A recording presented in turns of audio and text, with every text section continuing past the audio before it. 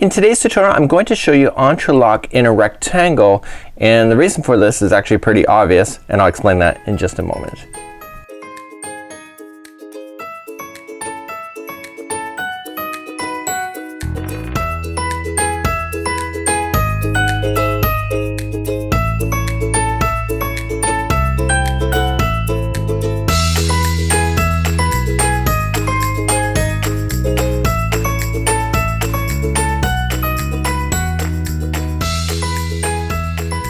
Welcome back to the Crochet Crowd as well as YarnSpirations.com. I'm your host Mikey. Today we're going to be working on a tutorial where it's entrelock in a rectangle. Now entrelock in a rectangle allows you to go in a complete circle around and around but maintain a rectangular shape. So what I've done for you is that I'm going to explain something to you in just a moment, because most people when they have thinking about entrelock, beds are usually not square, and so most people would like to do an entrelock bedspread, but how do you do it and still continue to go around in a circle?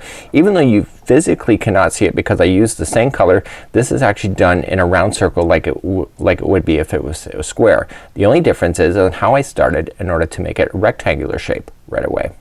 So many years ago I decided to do this granny square blanket for my twin bed of the truck that I was driving, and what I realized is that I had to figure out for the granny square, or actually it was a granny rectangle I should say, is that I had to figure out how far do I need to go in the center in order to allow me to go in a complete circle around and around and still maintain the shape of the twin size mattress that was in the truck. Now the reality is that I made the center too big, and so what happened is by the time I got to the width that I had almost like a mattress and a half of Afghan going in this direction, even though I'd only got the proper width in this direction.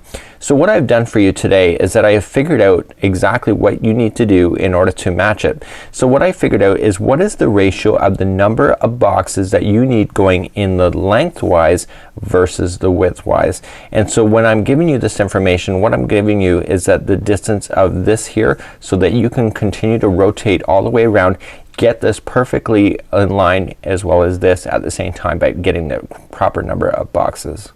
So to make your life easier, I figured out what is the ratio of the number of boxes or squares that you are going to need going in this direction so that you can safely wrap all the way around. Now on screen I'm gonna switch it right now, and there will be a graphic on there to tell you how many squares that you need to go in the lengthwise in order to work. You should know that every square is consisting of 10 chains in order to complete it. So let me put some happy little music and show you what that information is.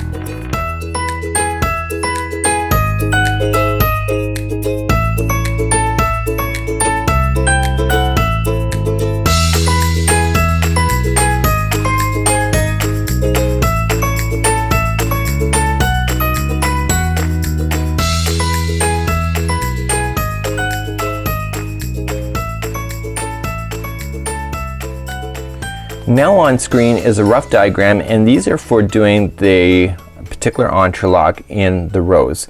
And so rows, basically the sides are all going to be flat, so you don't have you have a missing triangle on one side, so you have a flat edge. So what we're doing with the rectangle is that we are totally subtracting that off, we're subtracting this off, and we're concentrating on just these boxes. It takes 10 chains to make each one of these boxes on its own. So you can determine how many chains that you would like to do based on the amount of boxes that you would like to go across. So for example, say you're doing an Afghan that's custom size or a throw that you really want, you have to keep in mind that because of the bend of the chain, so if you go to chain 10 and you stretch it out like this, you have to realize that it does come down, so it's actually gonna come back in once it starts doing the bend down, and you just have to take that into consideration. And final one last note before we start with the tutorial, you should know that the information in the boxes is actually very subjective to you. So for example, this is a larger box in comparison to other work that we have on the side, and the reality is that the number of boxes is a ratio, so it will work out for you regardless of the hook size or the yarn that you choose. Now if we remember in the Tunisian series that when we go to use this, we always have to move up the size hook, the Afghan hook versus the yarn. So this is calling for a 6.5mm size K crochet hook, but of course with Tunisian we have to significantly increase that. Today's tutorial I'm using a 10mm size N crochet hook for the beginning, just like this. So you can also just change your yarns out and your hook, and you'll still have the directions and it will still work out for you. So you just have to take a look at your yarn bow and determine what works for you. So we're about to get started, and this is very similar to the entrelac in the square. The only difference is that we're establishing the number of boxes in the lengthwise so that it's a multiple more than just one, so that we can go all the way around it. So once we get that established, you can just refer to the other instructions for going all the way around.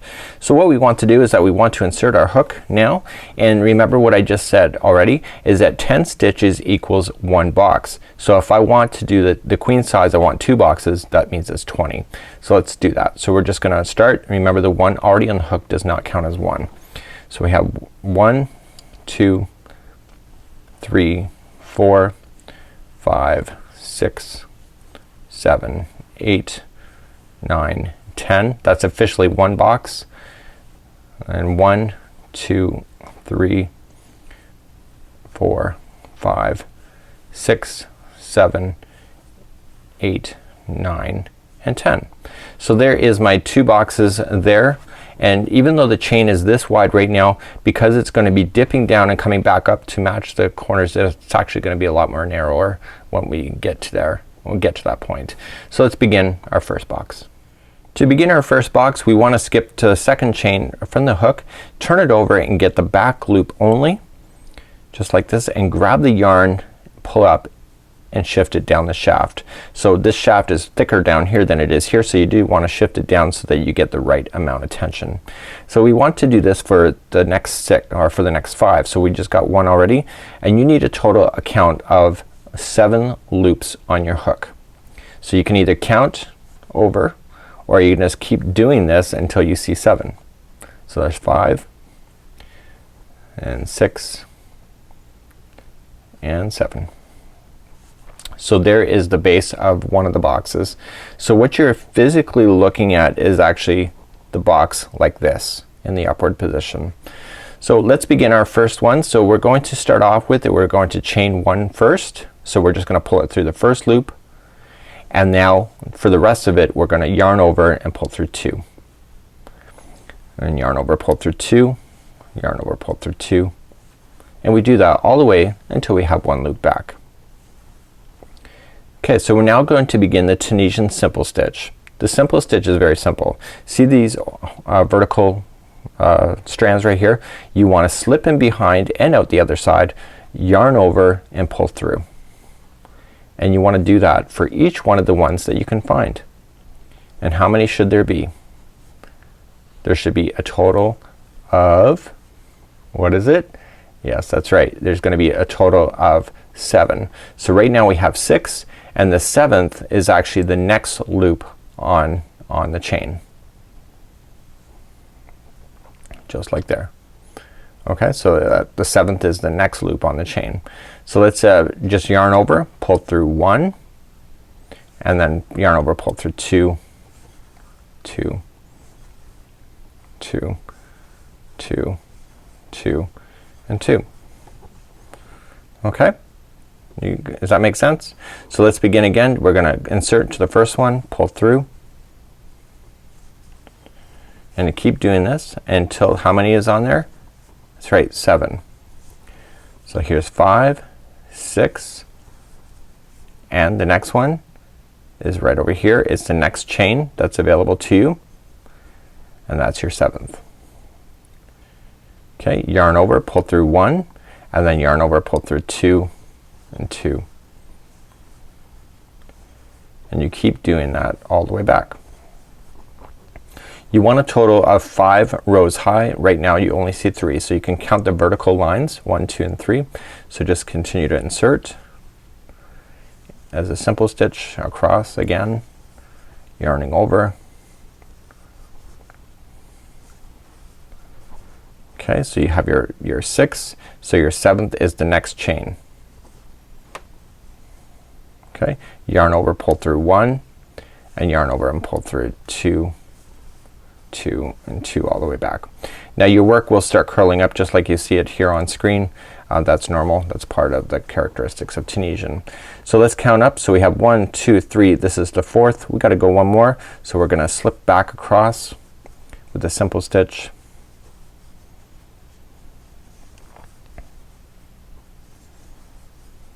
Okay. Okay, there's your 6th and your 7th is on the chain.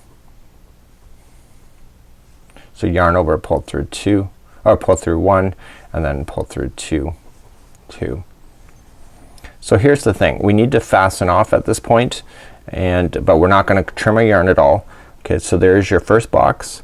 So we're just going to slip behind like a simple stitch, going through, pull through and through. Okay, so you do that each one and you're doing a bind off. Now you want to make sure that the tension is really loose here, because you're gonna eventually have to come back into that same stitch later on. If you make it tight, you're never gonna get your hook back in there. Plus it's gonna make your work it's gonna wreck your work. So your final one, when you go all the way back, is the same one of the last one here. Okay, so your final bind off is the same stitch, so you don't want to move up the chain at this particular point, and that's your first box complete. So when you're looking at it, this is how you should look at it, as like a diamond shape like this. So let's move along to the next box. So let's begin the next box. We simply just go back to the chain and we collect 6. Okay, because the loop that is already on here right here equals 7. So the magic number is 7. Okay, and you're not gonna use the entire chain, because the rest of the chain we're gonna use to come back up the other side. Okay, so here is your 7 on there. So yarn over, pull through 1, yarn over, pull through 2. So regardless on how many boxes that you need to do across, you gotta do the same thing each and every time. Okay, so yarn over, go through the first one right here, a simple stitch all the way back over, and there will be a total of 7. So you have your 6 right there, and then your next one is on the chain itself, which is your 7th. So you're looking for those vertical strings to give you indication to know where you are. Yarn over, pull through 1, yarn over, pull through 2. So that whole yarn over, pull through 1 in the very beginning of when we're doing this boxes is the only time you're going to see it on this entire project. The rest of it, we don't worry about that. So yarn over, pull and go through as a simple stitch. So it's just establishing the height the very first time we do boxes, but going forward we will not have to worry about that. So go into the next chain. So we have our 6, go into the next chain, yarn over, pull through 1, yarn over, pull through 2.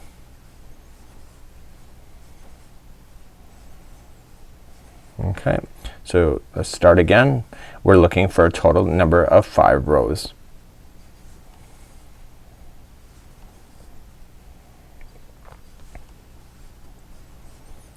Okay, there is your 6. The next one is 7. Oh, so yarn over, pull through 1, yarn over, pull through 2.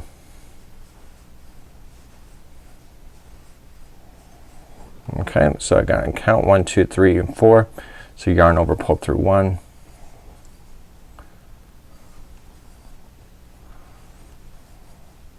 okay, and we're going all the way across. We want to get into this final one here. This is the final stitch. Okay, yarn over, pull through 1, but we're not quite done yet, so you just have to stand by for a second. Let me show you.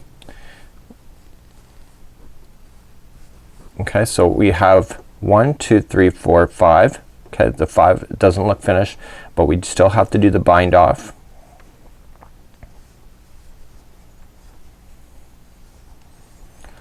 Just like this.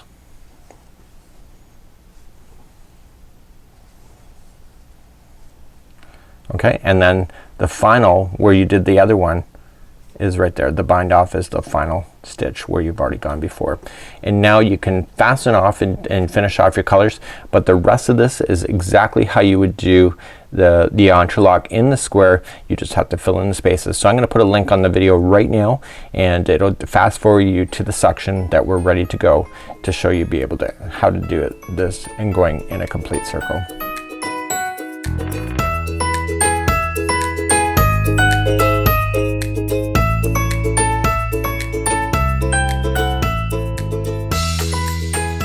So where do we start in the next one? Well, it's either or. Either way you have to do all the blocks anyway, but are you gonna start off by doing it so that you already have the L, or are you gonna do it with having to create the L.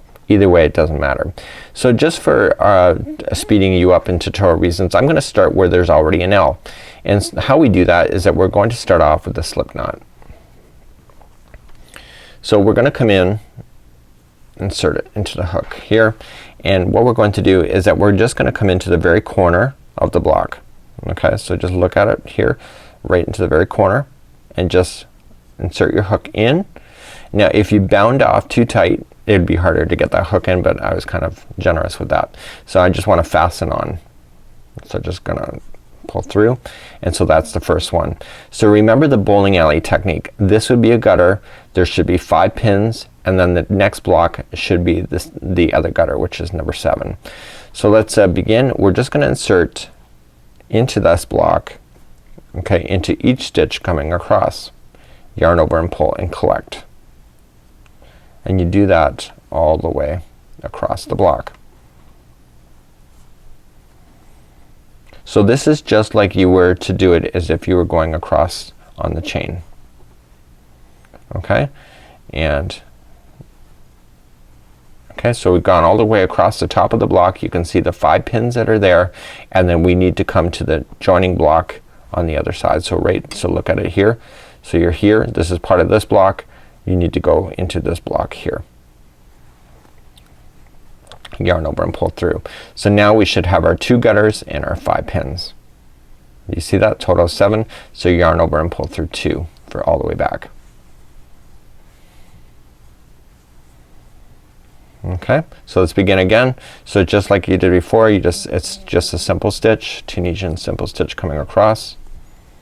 In abbreviations it's called TSS if you're ever looking for that Tunisian simple stitch. Coming all the way across, again moving up the block like you have already in the past. So this is basically filling in that space. So I'm just going back again. So I don't bother to count the rows. I physically count it when I think I have enough. My biggest thing when I first started doing Entrelec is that I was always creating one too many rows across. So I've gotten better just to visualize it and then physically count it and then just double check. So I'm coming back across again. I would say that the bigger yarn and the hook will make your project go faster. It doesn't always look great in the thinner yarns, but if you're looking for a relatively quick Afghan, I don't mind these things and it looks really amazing. So I want to count, so 1, 2, 3, and this is 4, so this must be the 5th that I'm about to start.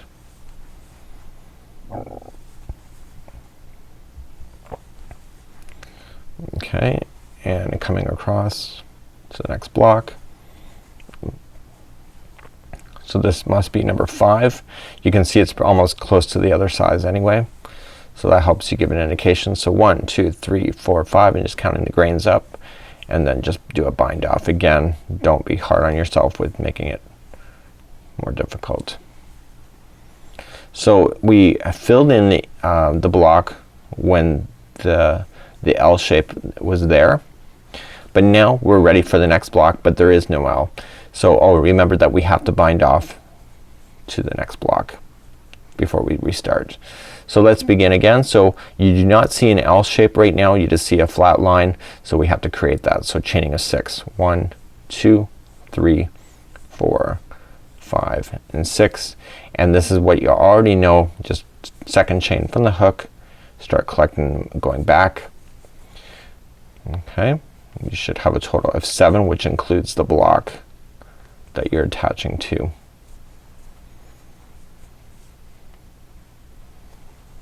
Okay, there's your 5, this is 1 gutter, and then here's your 6, which is the block. Okay, and then just keep doing that all the way.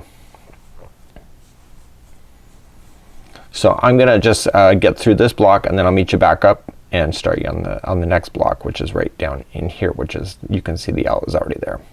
So a few moments ago I left you and I wanted to finish this block off camera, which I did, and I'm just binding off now. So I'm making my way all the way down. I've got my 5 in there.